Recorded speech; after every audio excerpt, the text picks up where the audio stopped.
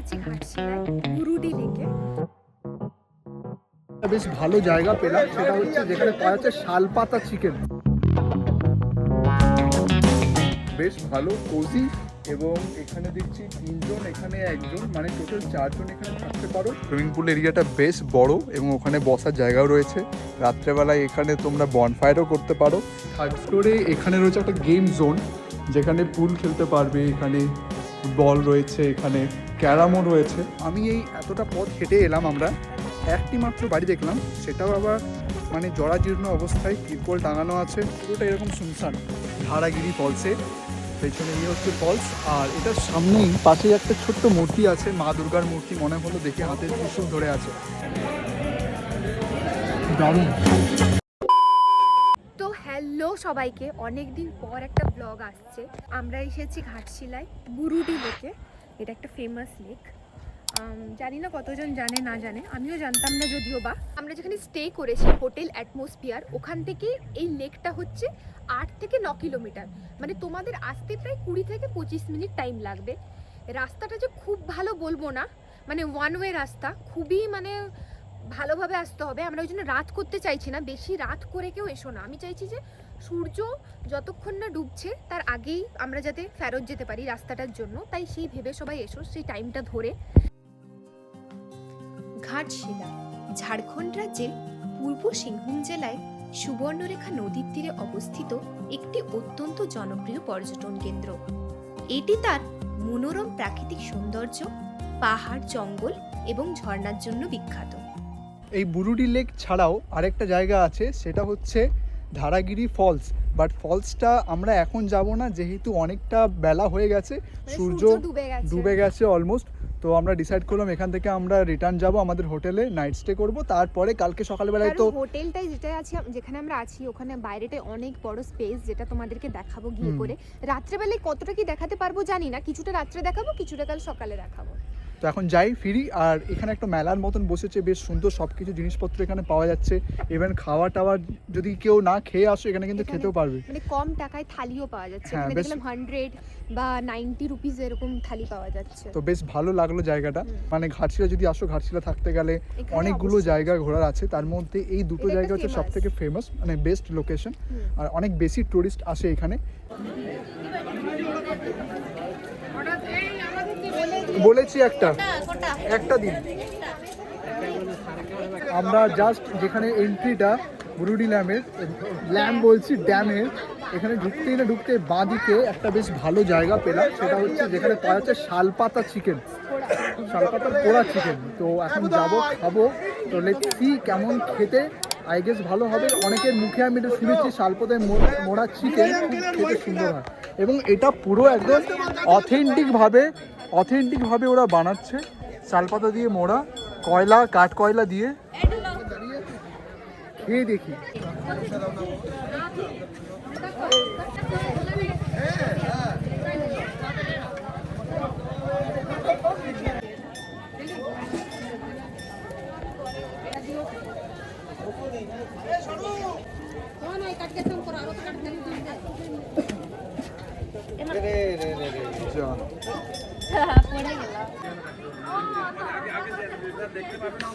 কেমন খেতে?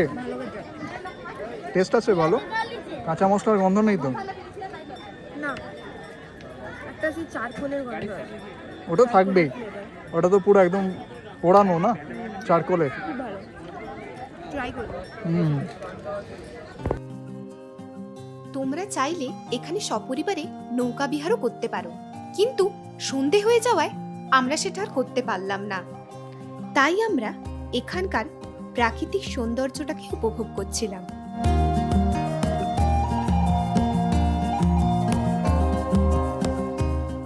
Good morning everyone. আজকে ডে 2 ঘাটশিলাতে। অ্যাকচুয়ালি ডে ফার্স্ট বলতে গতকাল আমরা এসেছি প্রায় দুপুর 3টে নাগাদ।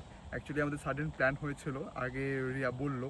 তো ঘাটশিলাতে আসার পরে এত সুন্দর একটা মনোরম পরিবেশ। আজকে হচ্ছে ডিসেম্বরের 27, আর এত ঠান্ডা পড়েছে। রাত্রেবেলা এখানে গাড়িটা পার্ক করেছিলাম, দেখা যাবে এখনো পর্যন্ত সিসিতে ভেজা, লিটারেলি। আর আমরা যে রিসর্টটাতে আছি সেটা হচ্ছে রিসর্ট অ্যাটমসফিয়ার, যেটা এটা একদম মেইন রোড থেকে জাস্ট 500 মিটার ভেতরে ঢুকে গিয়েই পাওয়া যাবে। অ্যাকচুয়ালি আমরা যে রোডটা হয়ে এলাম সেটা ঝাড়গ্রাম থেকে এসেছি, সোজা যাচ্ছে জামশেদপুর পর্যন্ত।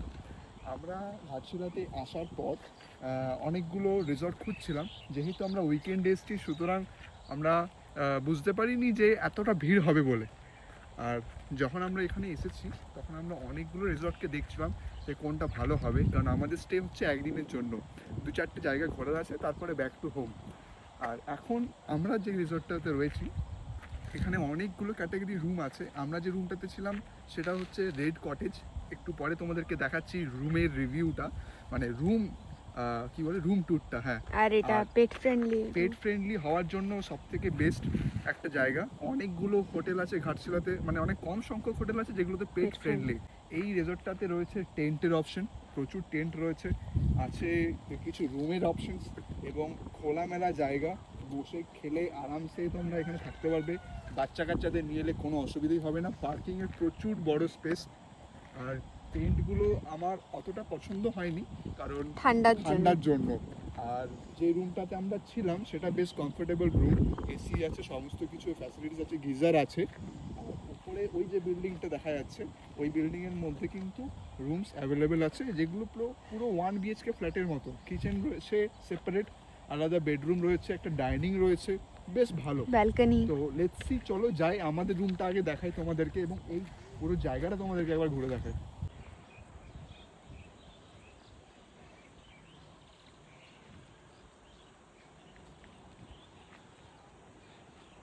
এখানে মনে হয় আজকে কোনো বিয়ে বাড়ির প্রোগ্রাম আছে। এখানে প্যান্ডেল করা রয়েছে দেখছি, লনটা বেশ ফাঁকা, বেশ সুন্দর, এবং কিছু বার্ডস আছে, র্যাবিট রয়েছে, এখানে একটা ডগিও আছে।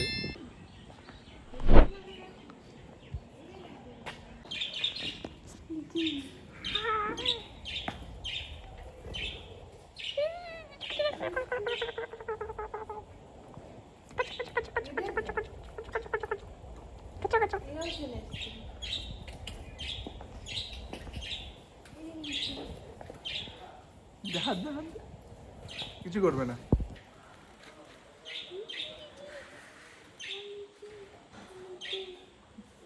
নিচের ভাইগুলো। তো আমরা যে রুমটা নিয়েছি সেটা হচ্ছে রেড কটেজ। মানে এটা হচ্ছে আমার মনে হয় বাকিগুলোর থেকে এক্সপেন্সিভ এটা সব থেকে, মানে যতগুলো এখানে রিসর্টে রুম আছে। 5000 রুপি, 6 থেকে 5000 কিন্তু নেগোশিয়েবল ছিল। তোমরা যদি আসো তবে নেগোশিয়েবল হবে। সেই এবার আমাদের তো খুব ভালো লেগেছে। যাই হোক, কিছু কিছু প্রবলেম আছে, সেটা তো আর কি বলবো, প্রত্যেকটা রিসর্টেই থাকে। তো এটা হচ্ছে বেডটা, এখন মেসি হয়ে চারদিকটাতে, মানে এই বেডটা, এই রুমটা আসলে দুজনের জন্য, ঠিক আছে। এরপরে তুমি 3 জন থাকলে তোমার সেরকম ভাবে চার্জ লাগবে এক্সট্রা, ওরা বলবে যেটা। কিন্তু বেডটা খুব বড়, বেডটা খুবই বড়, 3 থেকে 4 জন আরামসে থাকা যাবে। এটা হচ্ছে বেডটা, কারণ যেহেতু আমরা কালকে এসেছি তাই পরিষ্কার পরিচ্ছন্ন একটুও নেই।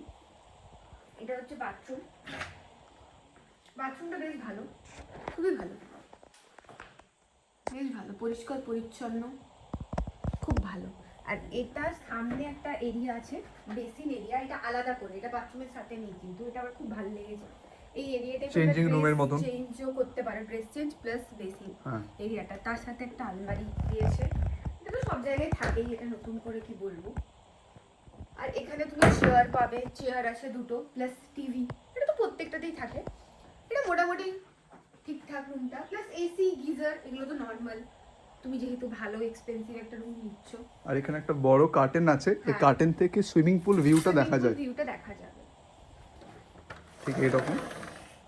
বাইরেটাতে ছোট্ট চিলড্রেন পার্কের মতো একটা জায়গা রয়েছে। আর সব মিলিয়ে বেশ ভালো, পেট ফ্রেন্ডলি, তো অসুবিধা কোনো কিছু হবে না যদি পেট নিয়ে আসো। আমরা এত পেট ফ্রেন্ডলি কেন বলছি, কারণ আমাদের তো লিচু আছে, ছোট্ট একটা র্যাবিট, এবং এখানে অনেকগুলো র্যাবিট আছে যেগুলো তোমাদেরকে দেখালাম, একই ব্রিডের, অনেকটা রকম দেখতে। আমাদের লিচু লিচুর মতনই দেখতে আছে একটা। আর আমাদের সামনেই হচ্ছে পুরো সুইমিং পুল এরিয়াটা, আর ওখানে একটা ছোট্ট জায়গা আছে যেখানে রাত্রেবেলাতে বারবিকিউ হচ্ছিল। আর এই জায়গাটা পুরোটাই এখন ওপেন স্পেস আছে, ওদিকটা এখনও কনস্ট্রাকশন চলছে। সুইমিং পুল এরিয়াটা বেশ বড় এবং ওখানে বসার জায়গাও রয়েছে। রাত্রেবেলায় এখানে তোমরা বনফায়ারও করতে পারো, এই অ্যারেঞ্জমেন্টটাও বেশ সুন্দর, যাতে শিশির না পড়ে তার জন্য একটা সেট করে দেওয়া রয়েছে। ক্যাটাগরি রুমটা, যেটা তোমাদেরকে বললাম, বেশ ভালো কোজি। এবং এখানে দেখছি 3 জন, এখানে 1 জন, মানে টোটাল 4 জন এখানে থাকতে পারো। এবং খুব সুন্দর একটা ভিউ পাওয়া যাবে। দরজা থেকে বেরোলে এরকম একটা ওয়াটার বডি আছে। এই জায়গাটা বেশ হাঁটার মতন জায়গা, খুব সুন্দর। এর মধ্যে কী কী ফ্যাসিলিটিস তোমরা পাবে সেটা হচ্ছে একটা টেবিল আছে, চেয়ার, এই জায়গাটা একটু স্পেসিয়াস আছে, একটা ফ্যান দেওয়া আছে, সঙ্গে এসি তো থাকছেই, টিভি রয়েছে, এবং বাথরুমটাও কিন্তু খুব সুন্দর এবং স্পেসিয়াস, যথেষ্ট বড়, মানে খুব বড় সাইজেরই বলতে পারো। আর এখানে ছোট ছোট জানলাও রয়েছে, যদি কেউ চাও গ্রীষ্মকালে এলে ওগুলো খুলতে পারবে। আর ঠান্ডাকালে এলে তো বলারই নেই, মানে এত ঠান্ডা পড়ে এখানে, কালকে রাত্রেবেলা সেটা আমি ফিল করতে পেরেছি। যে টেন্টটা দেখালাম, এই টেন্ট ক্যাটাগরি রুমগুলো যদি তোমরা অ্যাভেল করতে চাও, ফার্স্টলি তো তোমাদেরকে একটু প্রায়োরিটি বুক করতে হবে, নাহলে কিন্তু পাবে না। কারণ যখন সিজন থাকে, সিজনে কিন্তু খুব বেশি ভিড় হয়। আমরা যেমন এসেছিলাম, আমরা পেয়ে গেছি, বাট আমরা এই ক্যাটাগরিতে থাকিনি। এই রুমের ট্যারিফ মোটামুটি ধরো ওই 4 থেকে 4.5 পর্যন্ত ভ্যারি করে। মোটামুটি 6খানা টেন্ট রয়েছে এবং খুব সুন্দরভাবে ওরা মেনটেনও করে। আমার তো বেশ পছন্দের একটা জায়গা। এখন রয়েছে আমি 3rd ফ্লোরে। এই 3rd ফ্লোরে এখানে রয়েছে একটা গেম জোন, যেখানে পুল খেলতে পারবে, এখানে ফুটবল রয়েছে, এখানে ক্যারামও রয়েছে। খুব ভালো একটা স্পেসিয়াস একটা জায়গা, একটা প্লে এরিয়া বা গেম জোন বলতে পারো, খুব সুন্দর। এবং এখানে যে রুমগুলো আছে কিন্তু খুব ভালো ক্যাটাগরির রুমস।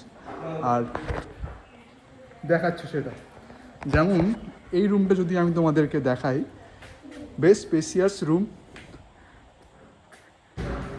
ঢুকে এখানে একটা বড় একটা এরিয়া রয়েছে কভার্ডের, একটা বড় বেড, ওই পাশে এসি এবং টিভি, একটা ইউনিট, চার্জিং পয়েন্টস, এবং এই বাথরুম, যেটার সঙ্গে বাথটব কিন্তু অ্যালটেড রয়েছে। ওয়াও! সঙ্গে বেসিন, আলাদা টয়লেট এরিয়া, এ পাশটাতে বাথটব। বেরোনোর পরেই বাঁ সাইডে দেখতে গেলে পুরো পুল ভিউ একটা, না এই পাশটা পুল ভিউ নেই, এটা অন্য সাইডে আছে, ব্যালকনির মতো, খুব সুন্দর। এই ক্যাটাগরির রুমটা হচ্ছে সবথেকে ক্লাসিক এবং এটার প্রাইস একটু হাই। ওপরের যে রুম ক্যাটাগরিটা দেখালাম সেটা হচ্ছে ভিআইপি রুম, মানে সবথেকে ক্লাসিক যেটা, সেটা মোটামুটি অ্যাপ্রক্স 6000 রুপিস অলমোস্ট পড়বে একদিনের জন্য ট্যারিফ। আর ওভারঅল রিভিউ বলতে গেলে একটা ভালো স্টে আমরা পেয়েছি। আর এখন আমরা বেরোবো, বেরিয়ে ব্রেকফাস্ট করবো বাইরে কোথাও, তারপরে রওনা দেবো নিজেদের ডেস্টিনেশনে। যদি জিজ্ঞেস করো ভ্রমণের সেরা সময়, তাহলে বলবো ঘাটশিলা কিন্তু সব সময়ের জন্যই খুব ভালো। অক্টোবর থেকে মার্চ মাস অর্থাৎ শীতকাল এখানে ঘোরার জন্য সব থেকে উপযুক্ত সময়। বর্ষাকালে কিন্তু এখানকার জঙ্গল এবং পাহাড়ের রূপ আরও সতেজ হয়। তো আমরা এখন বেরিয়েছি ধারাগিরি ফলসের উদ্দেশ্যে। রাস্তায় দাঁড়িয়ে ব্রেকফাস্টটা কোথাও করবো ভাবছিলাম, তো রাস্তার পাশেই দাঁড়িয়ে গেলাম একটা ছোট্ট দেখে দোকান, যেটা নাম হচ্ছে মুরমু টি স্টল। এখানে দেখলাম এসেই যে শালপাতার চিকেন বানাচ্ছে, এখন থেকে প্রিপেয়ার করে রাখছে, দিয়ে গিয়ে পরে হয়তো পরে বেচা হবে বা এখান থেকে বেচা হবে। আর আমরা এখন খাচ্ছি সকালবেলায় চা, সঙ্গে ডিম সেদ্ধ।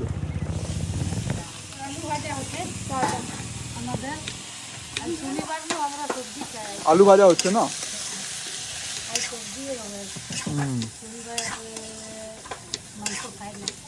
শনিবারে তোমরা মাংস খাও না, কিন্তু লোকেদের জন্য বানাচ্ছ। তো আমরা এখন নিলাম বয়েলড এগ, চা আর সঙ্গে বিস্কিট। এই ঘাটশিলা যাওয়ার জন্য কলকাতা থেকে অনেক ট্রেন পাওয়া যায়। সব থেকে বিখ্যাত কিন্তু ইস্পাত এক্সপ্রেস বা স্টিল এক্সপ্রেস। মাত্র 3 থেকে 4 ঘন্টায় কিন্তু ঘাটশিলা আপনাদেরকে পৌঁছে দেবে। এছাড়া সড়ক পথে খড়গপুর হয়েও কিন্তু যাওয়া সম্ভব। আমরা কিন্তু সড়ক পথে গিয়েছিলাম। এখন এই ধারাগিরি ফলস যাওয়ার জন্য আমাদের সময় লেগেছিল প্রায় আধা ঘন্টার মতো। এইরকম ভাবে যাচ্ছি, সামনে ছাগলের আমাদের আন্দোলন চলছে, মিছিল চলছে, ছাগলের মিছিল। এ আর এ মিলে ফাঁসিয়েছে আমাকে, সরছে না কিছুতেই সামনে থেকে।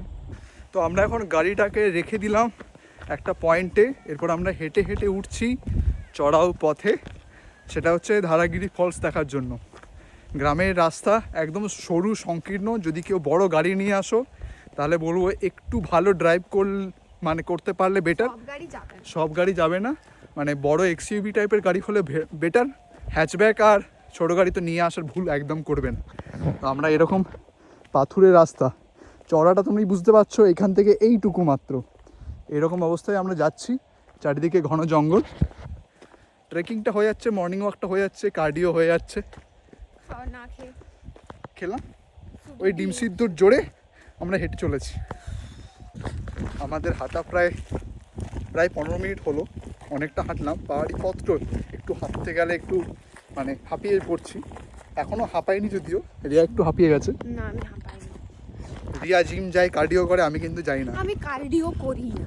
আচ্ছা, পেছনে দেখছি ছোট ছোট কুঠির মতন বাড়ি, খুব কম। আমি এই এতটা পথ হেঁটে এলাম, আমরা একটি মাত্র বাড়ি দেখলাম, সেটাও আবার মানে জরাজীর্ণ অবস্থায়, তিরপল টাঙানো আছে, অনেকগুলো বাচ্চা আছে এবং কিছু ছাগল টাগল গরুও দেখতে পেলাম।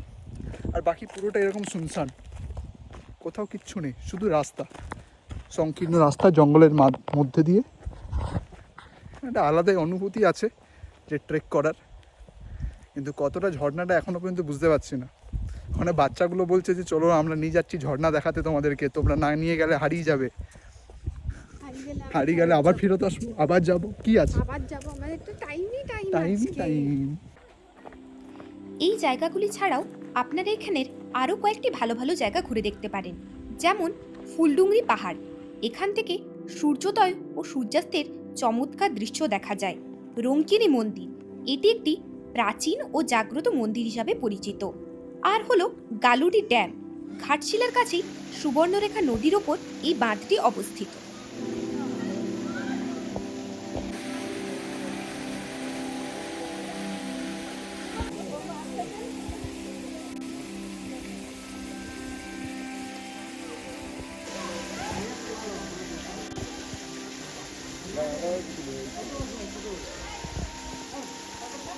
সো আমরা এখন জাস্ট পৌঁছলাম হচ্ছে পেছনে ধারাগিরি ফলসে। পেছনে এই হচ্ছে ফলস, আর এটার সামনেই পাশে একটা ছোট্ট মূর্তি আছে, মা দুর্গার মূর্তি মনে হলো দেখে, হাতে ত্রিশূল ধরে আছে, জানি না, তবে প্রণাম করে নিলাম। আর পেছনে এই ফলসটা মোটামুটি ওই 30 থেকে 35 ফুট যতটা মনে হচ্ছে উঁচু হবে। বর্ষার সময় হয়তো বেশি আরো ভালো লাগে। হ্যাঁ, কারণ এই যে লোকেশনটা, এটা দেখে বোঝা যায় যে কতটা পরিমাণে জল যায় এবং নুড়ি পাথরগুলোর অবস্থান দেখে। এখন এই জায়গাটা কমপ্লিট করে নিলাম, এরপরে ফিরবো বাড়ি। এই দুটোই আরো ওদিকে একটা রাস্তা দিয়ে মনে হয় ঢোকা যায়, যেটা আমরা এবারেও মিস করে গেছি। মানে বারবার গুগল বাবাজি আমাদেরকে, গুগল ম্যাপ আমাদেরকে বারবার এই একটি জায়গাতে এসে ফাঁসিয়ে আমাদের দেয়। মানে আবার অতটা হেঁটে যেতে হবে। এরা সহজে সিম্পল ভাবে কোথা থেকে আসছে জানি না। আমার এই যে সোনা, ঠিক আছে, যত ঘুরবো আবার ঘুরিয়েছে। আরে অ্যাডভেঞ্চারিয়াস হতে হবে না, সব থেকে বড় ব্যাপার। চলো যাই, এখনো ব্রেকফাস্ট করিনি, ব্রেকফাস্ট করি। তো আমরা এখন হাইওয়ের পাশে দাঁড়িয়েছি বিল্লুদা ধাবাতে পেছনে খাবার জন্য। ব্রেকফাস্টটা করি, যেহেতু ব্রেকফাস্ট করে বেরোইনি সকালবেলায়, ওই সকালবেলায় ডিম সিদ্ধ আর চা খেয়েছিলাম। তো এখন যাবো, খাবো কিছু। তো আমরা এখন চলে এসেছি সান্ধু বিল্লুদা ধাবাতে, আর গরম গরম ছোলে বাটুরে 1 প্লেট আমি অর্ডার দিয়েছি, আর রিয়া অর্ডার দিয়েছে মশালা অনিয়ন ধোসা, মশালা না, প্লেন ধোসা। তো এই দেখি কেমন করেছে। তার সাথে চা।